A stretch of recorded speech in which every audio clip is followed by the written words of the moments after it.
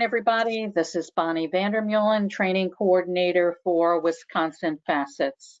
On behalf of our entire Wisconsin Facets staff, I'd like to thank you for joining us today. Today, the topic of our discussion is family engagement and resources in the multi-level system of support. And our presenters today are Jennifer Grenke and Dan Seaman. Jennifer works for the Wisconsin RtI Center Technical Assistance, and she is the Technical Assistance Coordinator and has worked there since June of 2011. She works as the Tier 1 PBIS trainer and the SWIS facilitator.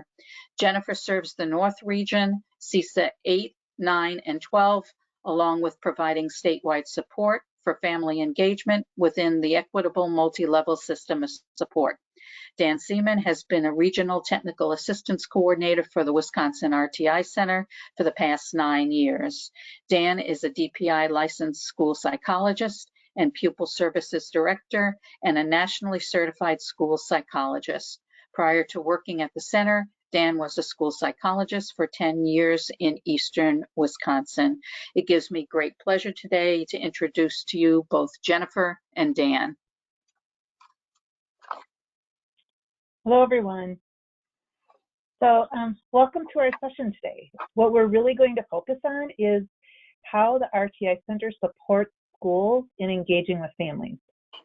Throughout the session today, we are going to provide time for you to chat to us, but also to Bonnie.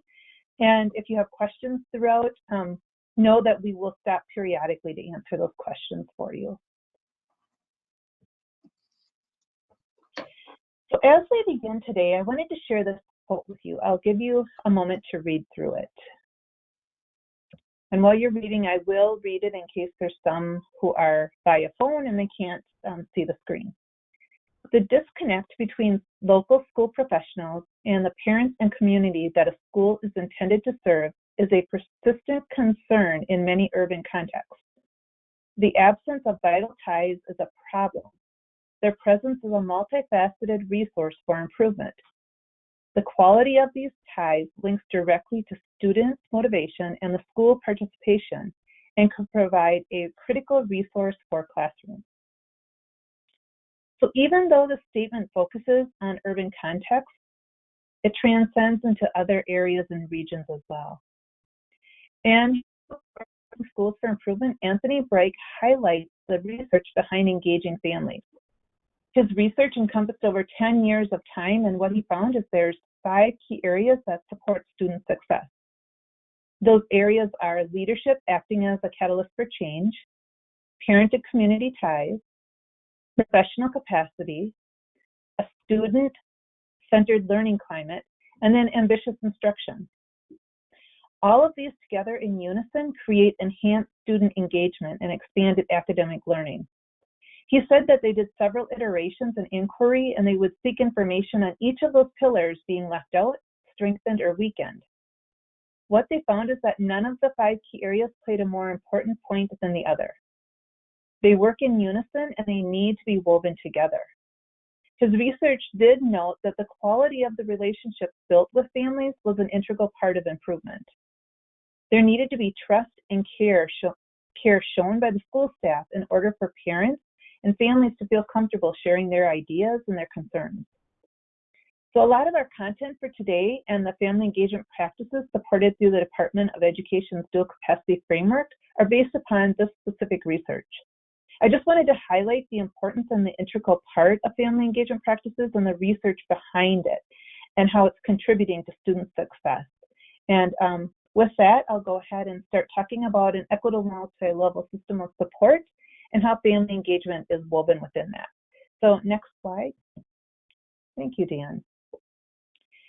So this graphic represents an equitable multi-level system of support. And yes, that is a mouthful. A lot of times we will call it an EMLSS. And this is the base of the work for the Wisconsin RtI Center.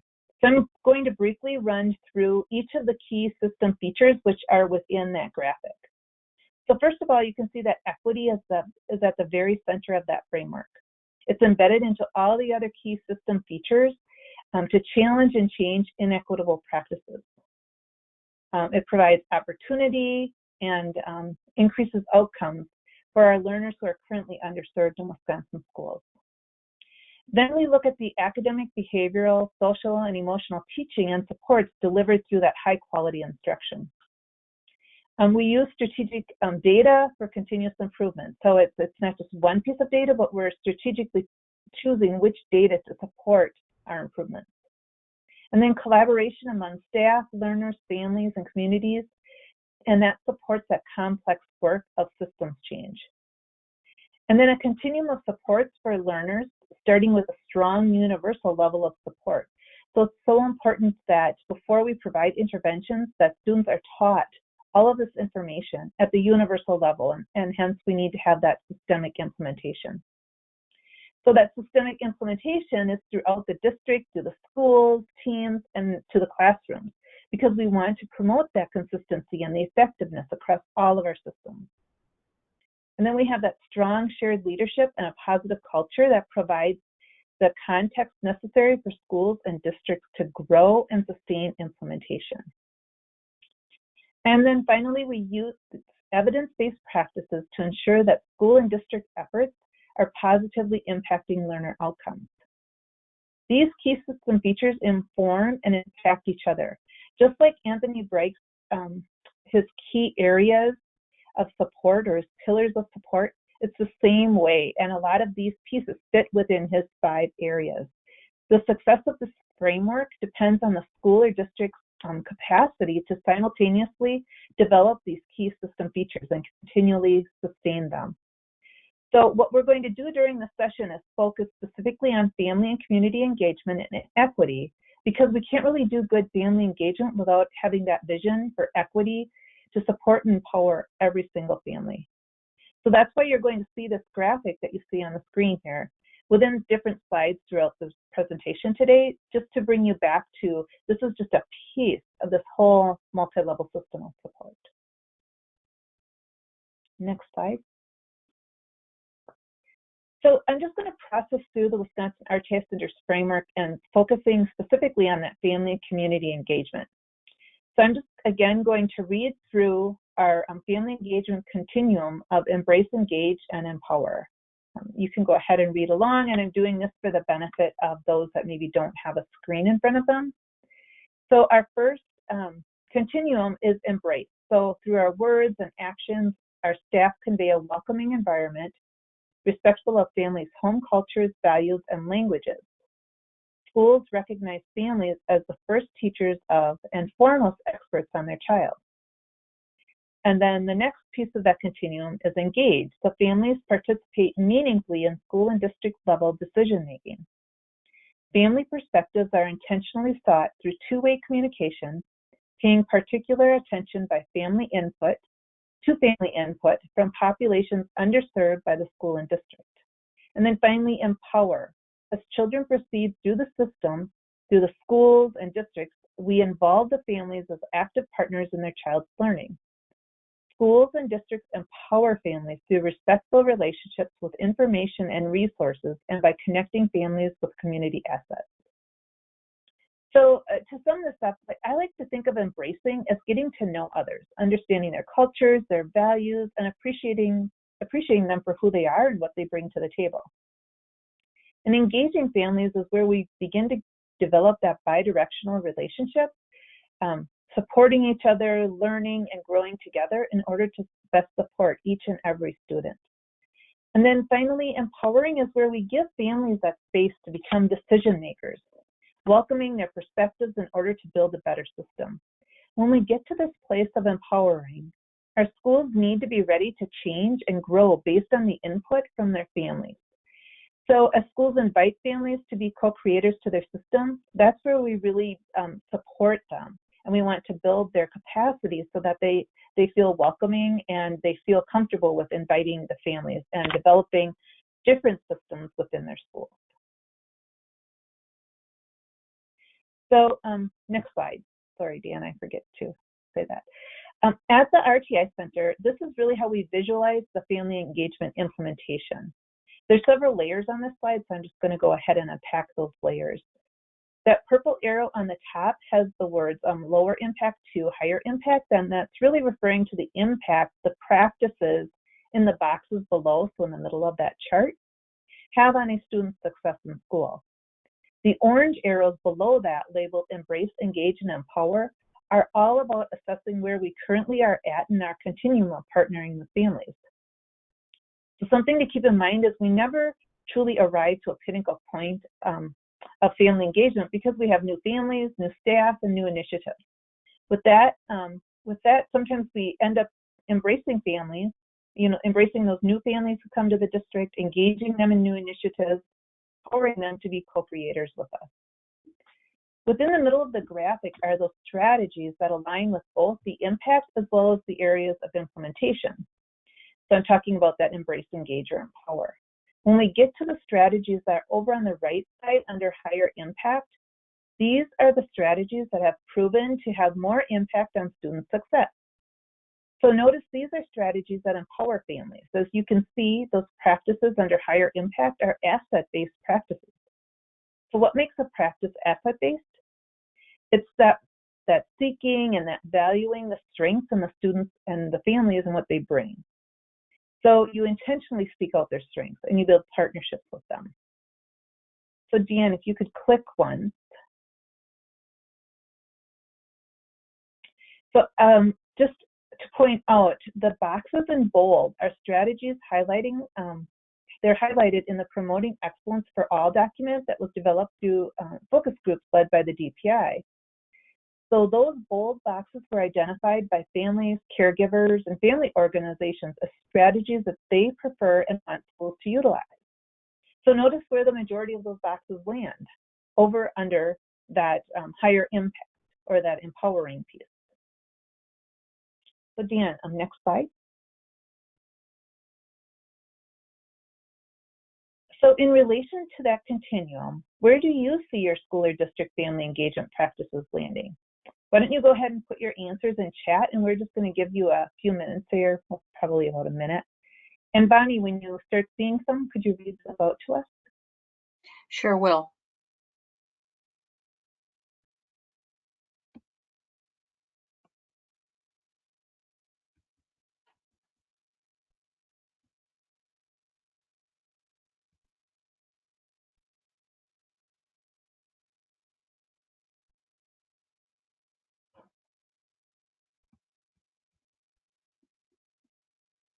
So we're looking for that embrace, engage, or empower. Where do you see your practices or in your school or district landing?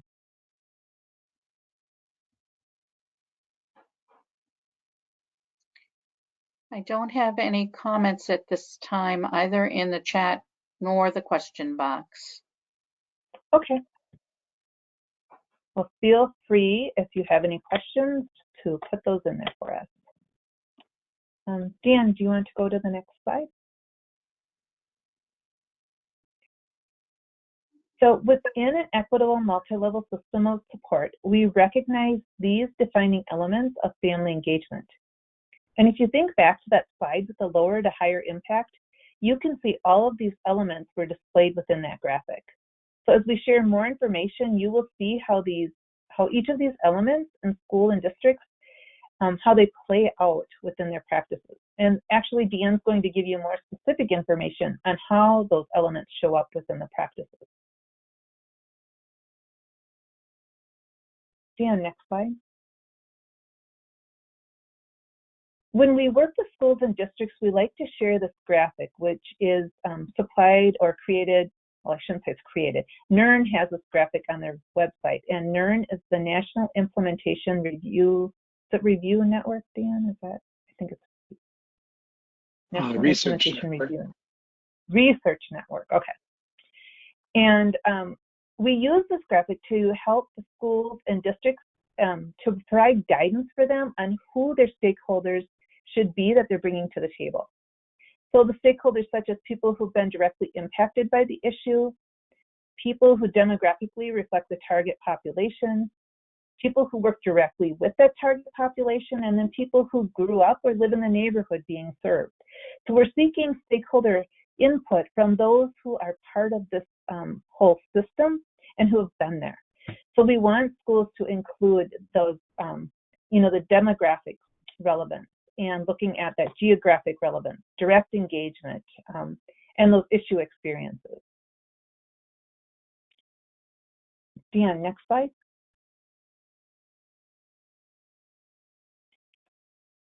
So thinking of when we bring those families to the table, we also want to be thinking of how can we eradicate some of the cultural ways of our current system. So knowing how we've had to adapt through COVID, schools had to partner with families more than ever before. And we're still feeling some of those effects of the pandemic, even after a year and a half. So what we hope is that the pandemic has forever challenged the way that schools and districts and the education system at large do business, because what was formerly deemed impossible or undoable or out of reach was figured out in a really short period of time. Our schools transformed to virtual instruction. It was amazing what they were able to do. Most significant, what we've noticed is the relationships that were transformed and deepened, especially to student to teacher and then teacher to family. Those relationships across the board were deepened. And on the slide, we see this quote, family engagement is not about ways that families should partner with schools, but about ways that districts and schools and educators must partner with and see families as assets for teaching and learning. So this is pulled out of the New York University's Culturally Responsive and Sustaining Family Engagement document. It's titled The Culturally Responsive Sustaining Family Engagement in the Time of COVID-19, During Remote Learning, and Always. So in the document, they explicitly call out for schools to be a site for sustaining. So we want to have them, rather than eradicating, we want them to sustain those cultural ways of being, of communities of colors. But we don't want them to continue to perpetuate, but to foster linguistic, literate, and culture diversity as part of schooling for positive social transformation and revitalization. We can't do this without seeing students and their families as assets to our teaching and our learning. We need to bring them to the table. So what benefits have you experienced, seen, or heard of during COVID, or maybe before or after, of schools partnering with families? We would really appreciate if you could put something in the chat. What are some ways that you, or the benefits that you've seen or experienced? So Bonnie, if you could let us know if you see anything in the chat. And I'll just give about a minute. Sure. One person said that they have seen that some districts are doing this and partnering with families, and then they've noticed other districts that it's been really, really hard to get the district and the family to work together. Okay. Yeah, and again, it goes back to that systemic implementation and having that leadership, building those supports so that everyone is supporting students. Because we've even seen where there's some pockets will have, like 2 or 3 grade levels that are great at reaching out, and then they move to another grade level and those teachers aren't, quite as adept at it. So it's that systemic implementation that we're really pushing. I also know that it can be an issue because of technology, just reaching out to families. There's areas where there's just no reception here in Wisconsin. So it's really hard for staff to reach out to some of the families in the area. So we have to think beyond just technology. What are other ways that we can reach out to those families and support them? Bonnie, was there anything else in there? Yes, just 1 minute. There was another one that just came in now. More info sent to parents to keep students accountable during remote learning. Mm-hmm. And then yeah, I think Deanna, go ahead. There was one other one that said that sometimes it was dependent on who the teacher was and how they reached out to their students. Right, yep. And that goes back to making sure that we're being systemic and systematic, where it's not just one teacher does it and the other teacher doesn't. I think, Deanne, you have an example that you were going to share later, I think, of like how your Mhm. teacher conferences were different. Yep. So he'll get into some of the specifics of those practices. Bonnie, any more sharing before we move on? No, I don't have any others at this time. Okay, perfect. So along with those responses that you had in the chat about some of the benefits or the experiences that you've had, there's research and it's clear on the benefits of strong systemic family engagement practices for all school stakeholders. So when we look at this, we see that students in schools with strong systemic family engagement show significantly increased achievement, better attendance, improved social behavior, better relationships with peers, and reduced school dropout rates. When we look at the parents and teachers, parents and family members show increased efficacy and role construction and improved trust of their teachers. And then the teachers in schools with that strong systemic family engagement practices have significantly improved job satisfaction, and they actually stay in their schools longer. And administrators even noted that they have significantly higher levels of job satisfaction. So when we're working together as a team, which it makes sense, that we're all going to be more satisfied, and we're just going to see that things work better and support the students better. So let's take a look at some specific student data. Dan, could you go to the next slide?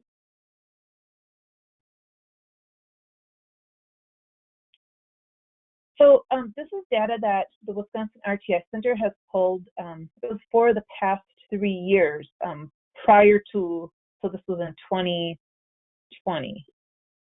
And what we did is we looked at suspension rates for Wisconsin schools before they reached fidelity of implementation. And what that means is for schools who are implementing an equitable multi-level system of support, we have them use system assessments to determine if everyone, so when we talk systemic, we mean like everyone in the school, everyone in the building, everyone in the district are implementing that practice, because we want to provide that support in an equitable manner for all students and families.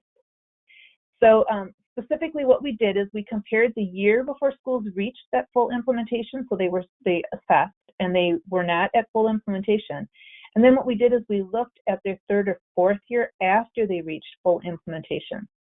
In all of the last 3 years, we've seen significant overall suspension rates decrease for high implementing schools.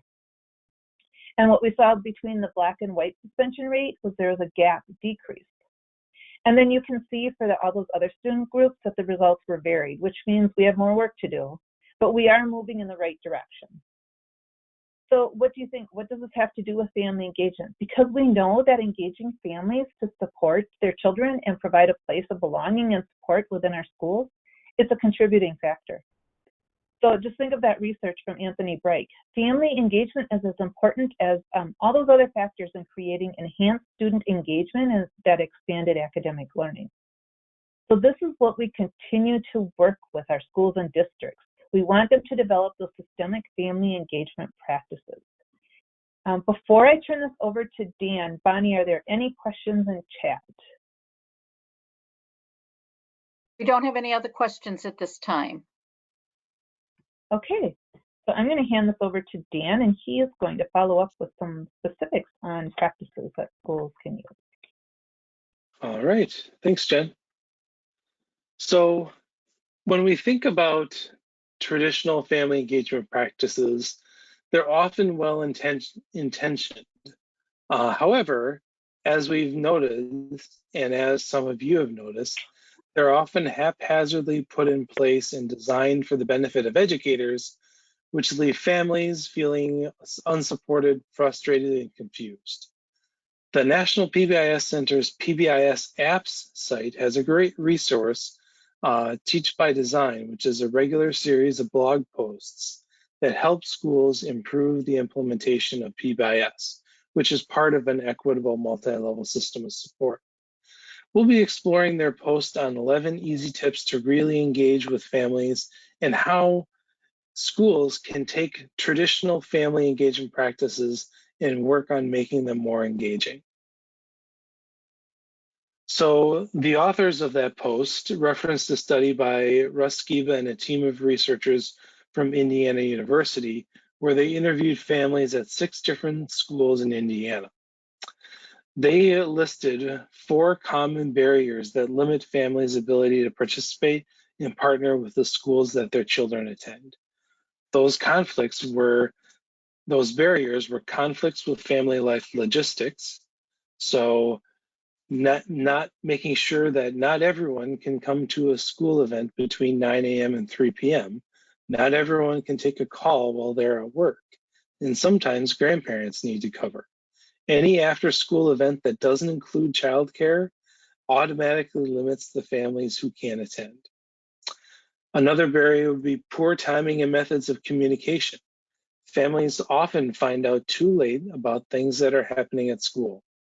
Whether it's school-related event or concerns about their students' progress, families all wish they would have found out that information sooner. School staff even have their own struggles effectively communicating with families, as they aren't sure if emails or notes home will be found by family members.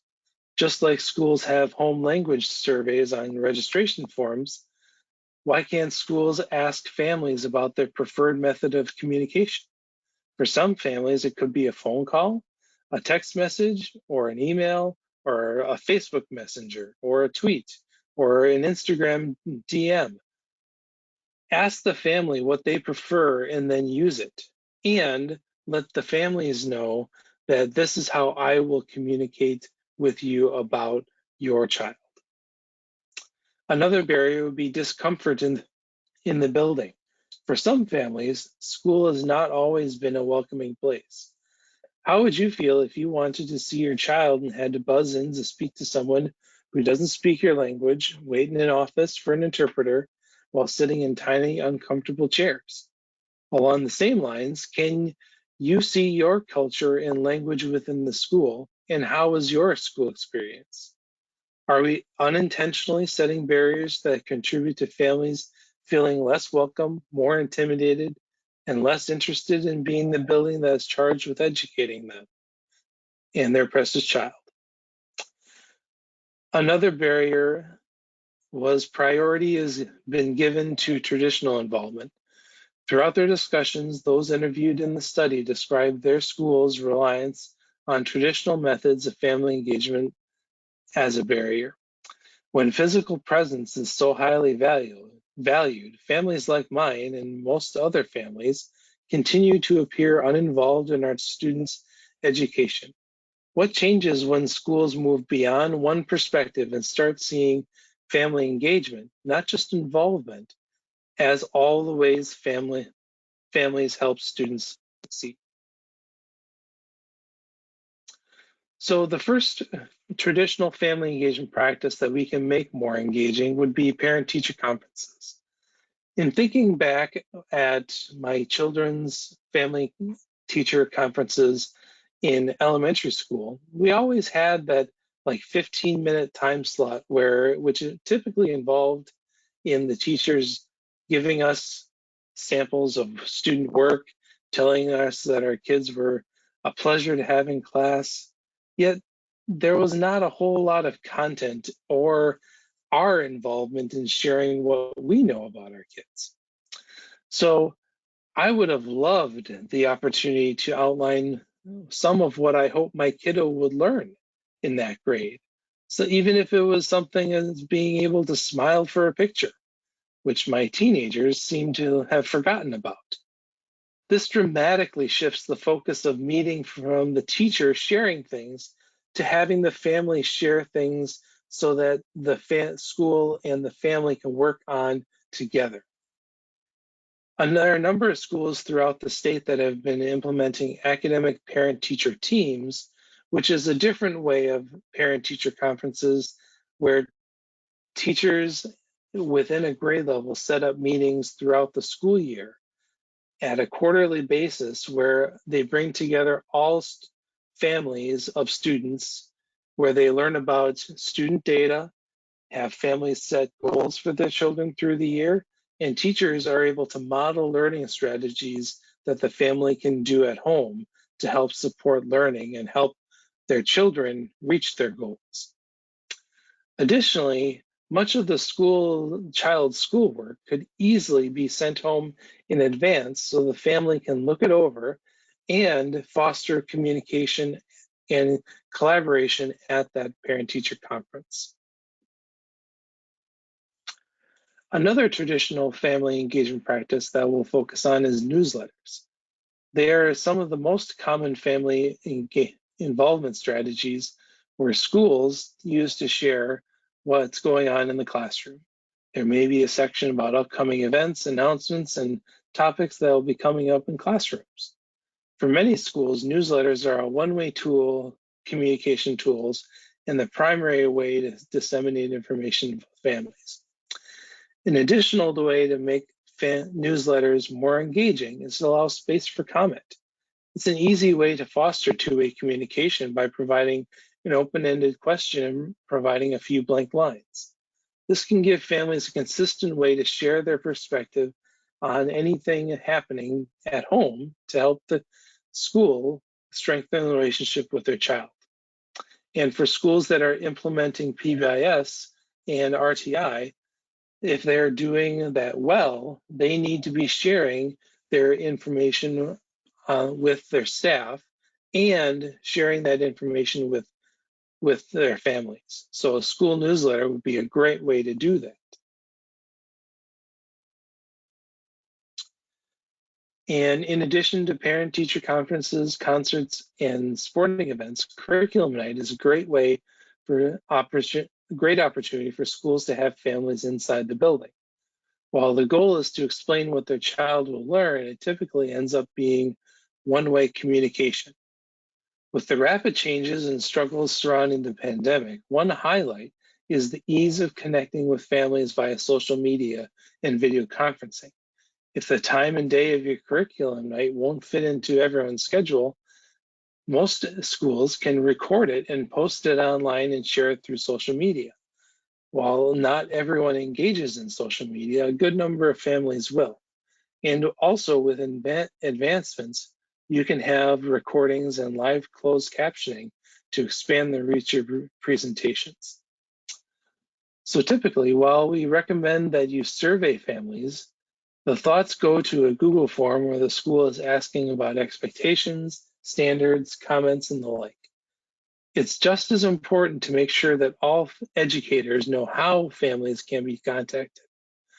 We haven't had a home phone number in 6 years, and we still have teachers telling our kids that they can't reach us because our phone was disconnected. But more importantly, when using a family survey, it is to inform the school on how they can operate and how they can get better. Data is worthless if it's not acted upon. Let them know how let the families understand how they at the school are using the information. So the Annie E. Casey Foundation is known for their initiatives that help improve the lives of millions of children, families, and communities across the country, especially the children involved in child welfare systems. There may be a focus on building power for those who haven't had access, which means those currently in power should seek to engage all stakeholders to share decision-making in order to provide equitable services for all. In their document on race, equity, and inclusion, they have a quote, "There is a difference between stakeholder engagement and empowerment. Engagement may simply involve getting input or limited participation. Empowerment involves taking leadership, making decisions, and designing solutions and strategies at every phase of social change efforts." So another resource that has recently come out from the National PBIS Center is enhancing family-school collaboration with diverse families. So in that document, they have fundamental attitudes or belief systems that need to happen in order to create equity within a school and system. So those attitudes are educating children is a privilege, and to see parents and families as partners.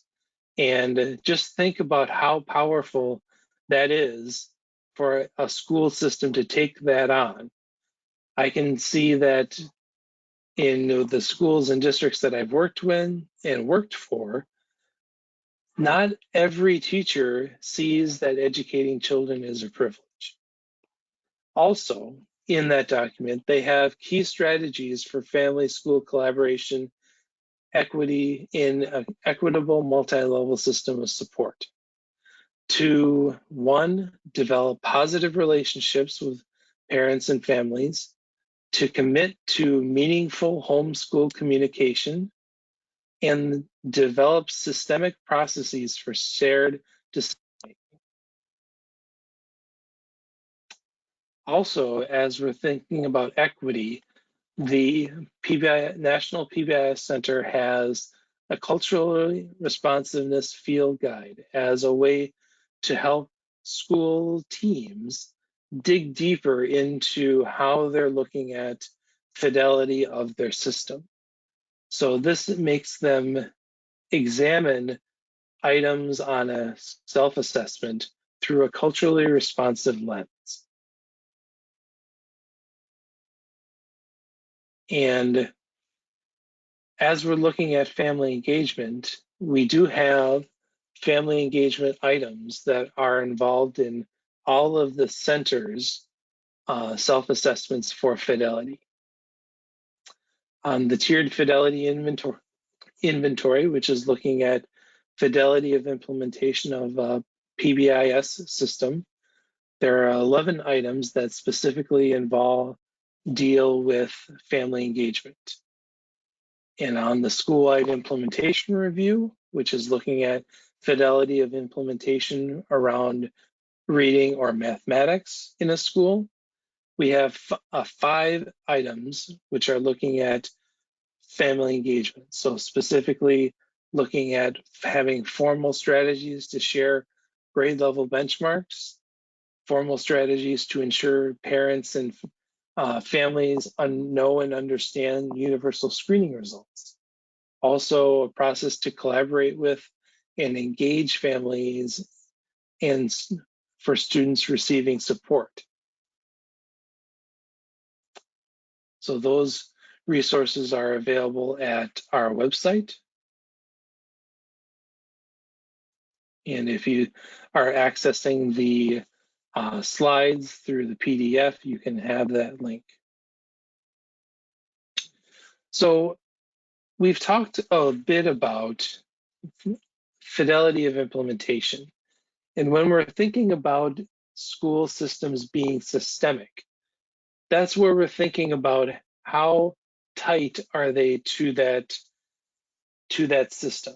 So if our expectation is that all families are making authentic communication efforts and using two-way communication strategies with families, if we're saying that we're implementing that well, then it's happening across the entire school and not just a handful of teachers that are just naturally doing that on their own, but it's part of that school process. So why is fidelity important? So when schools are accurately and consistently implementing supports as designed, and those supports are able to achieve their intended results. So we know about the benefits and what the research says around family engagement.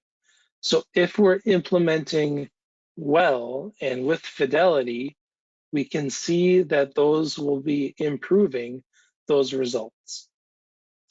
If we have a high implementing school, which is a school that's implementing an equitable multi-level system of supports with fidelity, and that fidelity is based on how they're completing their self-assessments from the TFI for PBIS or academics by using the school-wide implementation review.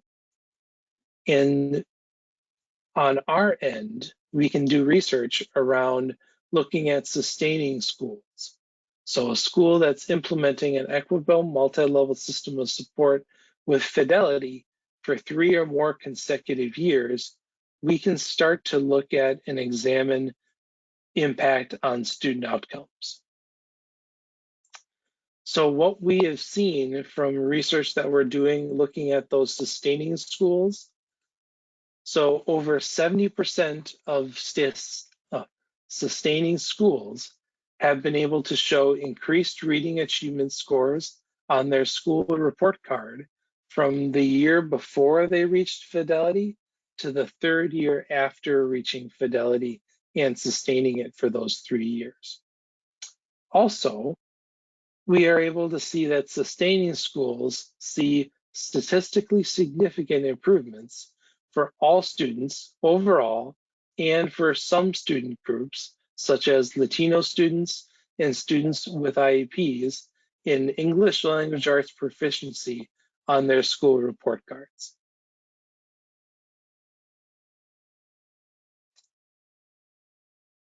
And so thinking back to the practice that schools are implementing, we're going to give you some time to think about what is a practice that your school or district used during remote learning that was engaging to families.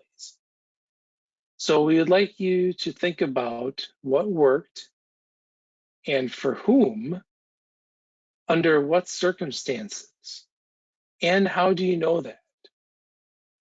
So are there some strategies that engaged families, but not all families?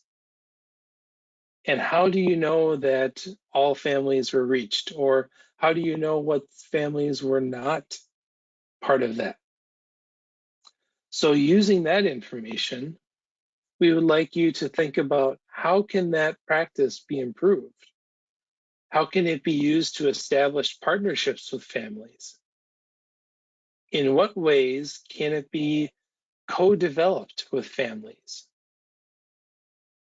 And how can a practice that's being put in place by 1 or 2 teachers, how can that be scaled up to be more systemic? So as you're thinking about that, we'd like to give some time to give an example in the chat as what would be a practice that was engaging for families. And then how can that be improved? So we'll pause for a few seconds to have people enter some responses in the chat. So what worked and how could that be improved?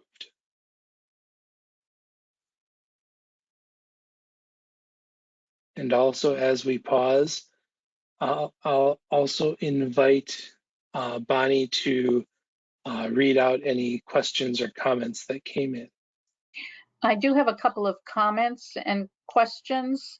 One was, how do you engage those who are afraid to or are culturally haven't done so before? That's a great question.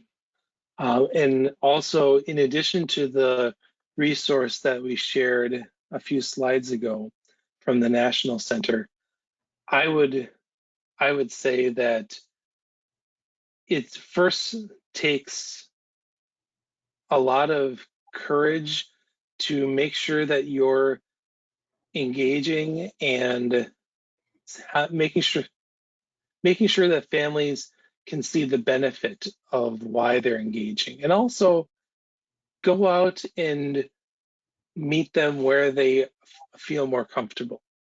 For example, in my previous job as a school psychologist, home visits were extremely important and powerful for helping me understand where families were coming from, but also making sure that the families felt comfortable in welcoming someone into their home. I have another comment. Oh, sorry, go ahead. Go ahead. I was just going to, Dan, could you go back a couple slides so they can see Sure. that PBIS culturally responsive TFI? Yes, this one? So what I wanted to point out is the comment that Bonnie made, or the question, like how can schools culturally engaged families. If you go into this guide, it actually has some really great, Dan, is that in the index? I'm trying to think in the appendix. In the appendix, there's some really great strategies and practices. Like it walks you right through what you can do. So this resource, like Dan said, that you should be able to access that link. Yep. So yeah, if you want to go scroll way down, everybody close your eyes so you don't get dizzy.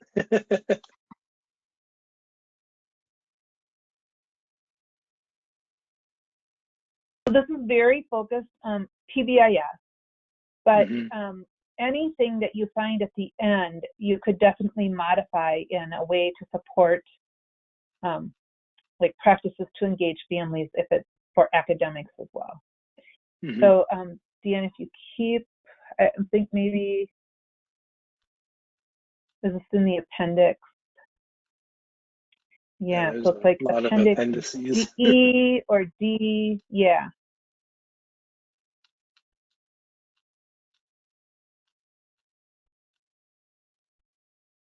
So here, yeah, if you want to stop right at that, maybe H, go to H, the next one down. So this one here is, oh, I think you missed it. Yeah, there's H. Oh, there it is. So this is a great one that you can build staff, build those elements of culture, and it's an activity for you to do with your staff. So this, it'll walk you through this whole process. So I just wanted to point that out, that this is a really great resource for schools to dig into. Hey, it like walks you through the whole thing. Thank you for that. I do have some of those comments coming in that Dan had asked for. Do you want me to read some of those to you? Okay, here we go. It says a district I support was only allowing one child into their early childhood program at a time. The district gave the family an iPad to watch the therapy session in their car. The district found that the family loved this type of engagement and learning how to work with and respond to their child's needs. So this was an option that someone had.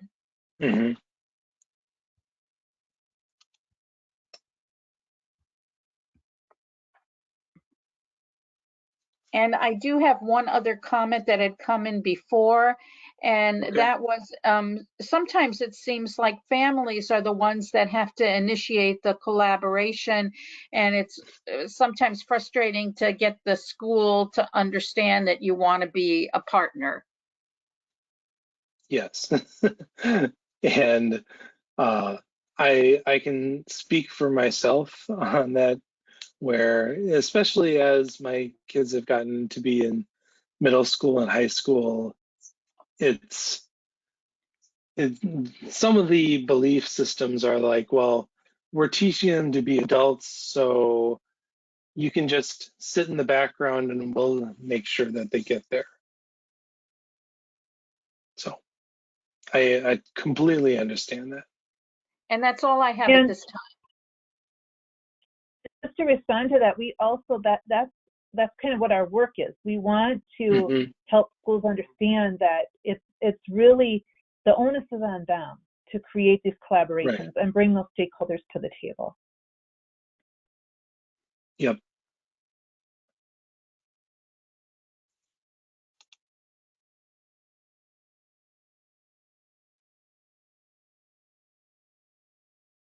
And I don't have any other comments now.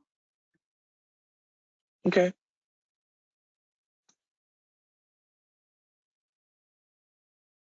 Well, and this is actually our last slide. So if we can if there are any final questions or comments, we would welcome them. So you can feel free to enter those into the chat.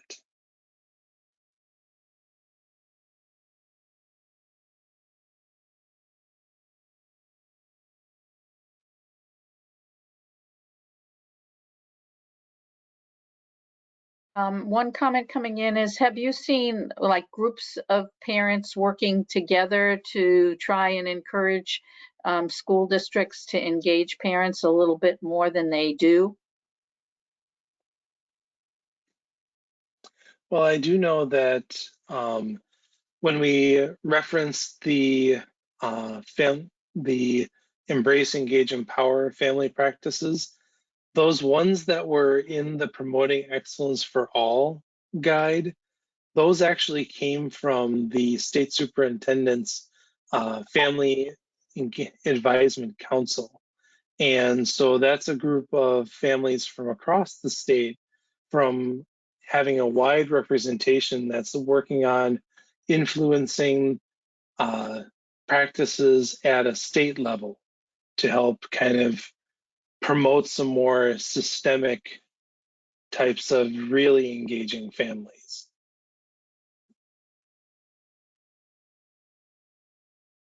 And another comment, one of the things that this commenter said was that I found that if I brought in articles of interest or other kinds of like newspaper articles or other kinds of written media and shared them not only with my students, teachers, but with the administration of the school about such areas, that people would be more interested in including me in some of their conversations. So this is all like new territory for schools, because if you think, especially like if I go back to when I was in school, if we think of that continuum, it was all about just embracing. You know, my parents weren't engaged, they weren't empowered. It was really just, here's back to school night, here's some activities that we do once in a while, our parent-teacher conferences, but that it was all just giving information. It wasn't like asking for input and support. And as the years have gone on, schools are working towards that, but that it's such a slow change, and we're working at it. And that's why it's part of our equitable multi-level system of support, because we know from research it is so important. But it's just getting those systems to change that. And you know what's historically happened is they've embraced families, but it's just moving that level along to engaging and empowering families. And schools have to be to that place that they can handle, if they empower families, that they're ready to really change their system. So, and we encourage schools to really investigate that before they empower families, because they're going to have to be ready to change. And if they're not at that point, it's going to be a no situation to engage the family. So we're trying to move that continuum along. Yeah, because to get there is going to involve changing some mindsets and changing some beliefs around the benefits of working with families. One last comment that I have here is that maybe people should begin to take some suggestions from the entire special ed process, because parents are supposed to be a valuable member of the special ed team, even though all special ed departments across districts don't do it the same and don't include parents as much as they should. The parent is included as an integral part because they know their child the most. Maybe that could carry over into some of the discussions that you're having now. Absolutely. On point, absolutely. And that's all that I have right now. So if either of you or both of you have some closing comments to make at this time, we'd appreciate it. I don't have anything else. Jennifer? I don't, but Dan and I welcome any feedback or any suggestions that you have that we can bring to schools, because that's what our work is, to support schools in developing family engagement practices within their equitable multi-level system of support. So anything you can share with us. So your example, the one that told us about the EC, never heard of it. Great example though. just those types of things. Anything that you see or hear is great for us, because when we can relay that to districts, because when we tell them and we share other practices that schools are doing, that gives them ideas to move a little bit further. So anything you can share is great for us to build within a system. Yep, so you can, if you do have other examples or questions in the handouts, on the very first page of that, you have our email addresses, so you can send those to us. Well, thank you both, Dan and Jennifer, for your comments and your presentation today. I know that I learned a lot, and I'm sure those that are on the call with us, the webinar with us today, have done the same. We appreciate your participation. This will conclude our webinar. We'd like to thank all of you for joining us today. Please be reminded that Wisconsin Facets has over 100 scheduled trainings and webinars for this year. And please feel free to take a look at our website calendar and register for any of the upcoming trainings that may be of interest to you. And also please watch for the short evaluation that will be coming your way after today's live presentation. Again, Jennifer and Dan, thank you so much for your presentation, and thank you everybody for joining us today. Have a great day, be well, and stay safe. Bye-bye. Thank you. Everyone.